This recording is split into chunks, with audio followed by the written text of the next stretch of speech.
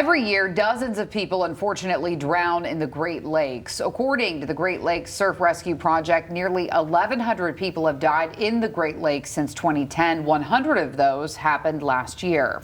And when you look at Lake Michigan specifically, 48 people drowned last year, and there are 16 possible incidents already this year.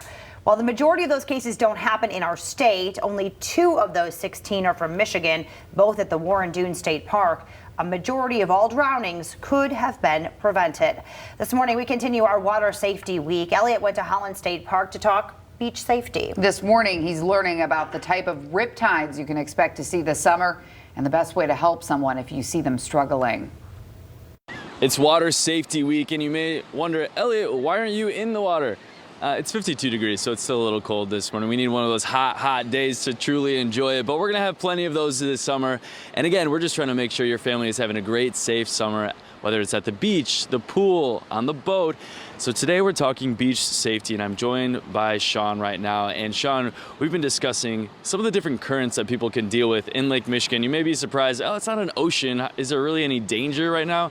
There can be, definitely. Definitely, yeah. There's several types of dangerous currents you can encounter on the Great Lakes. Probably the most common and probably the least dangerous is a longshore current. Basically, when you've got a wind direction that's kind of at an angle, you'll create a current that runs along the shore of the current, and that's what gives us its name.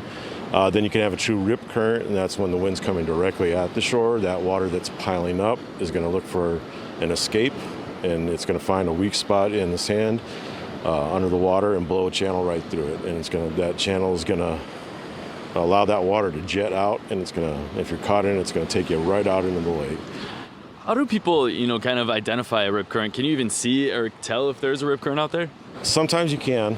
Sometimes it's not real obvious. Sometimes you can see a spot in the waves where the breaking waves kind of have an end to them. Sometimes that's where the channel is. Sometimes if you can see sand running through, you can actually see the water pushing that sand out of that channel.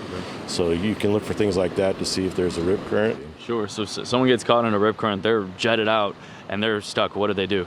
Yeah, the best thing to do if you're caught in a dangerous current is what we call flip, float, and follow.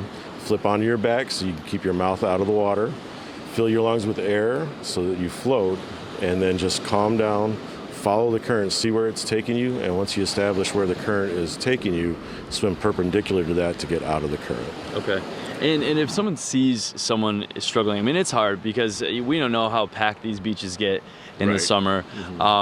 Is there any way to just make sure your kids are staying safe? Does it just mean keeping an eye on them? Keeping an eye is the best thing to do. If you've got loved ones in the water, keep a close eye on them. Things can change so quickly on the lakes. The best thing to do is to make sure that you're keeping an eye on it. If you've got to designate somebody on the beach, if you're in a large group, go ahead and designate somebody to be the watcher, and that's their job, just to sit there and watch what's going on in the water, and if there's an issue, they can call somebody right away. And then if you do see someone struggling, what's the best thing to do? Yeah, we do have these life ring stations out on the beach. You can utilize that. We encourage you to utilize the life rings. They can be a little challenging to throw. You can also just turn it around and throw the line bag itself. But just make sure you're holding on to the other end so that, if you can get it out to them and bring them back in, that'd be the best thing to do. Always call 911 first. If somebody's in serious trouble, call 911. Know where you are on the beach. We've got zone markers out here, big red signs. And then once we have our buoys in, those buoys have numbers on them.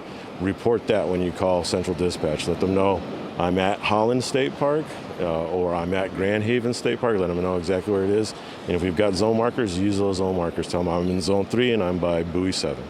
Something like that. Very helpful tips, and of course we hope no one has to use those tips this summer, but they're needed if your family is coming out to the beach. We're going to talk a little bit more about heading out to the pier in just a little bit and some safety tips that you'll want to know this summer. Back to you guys.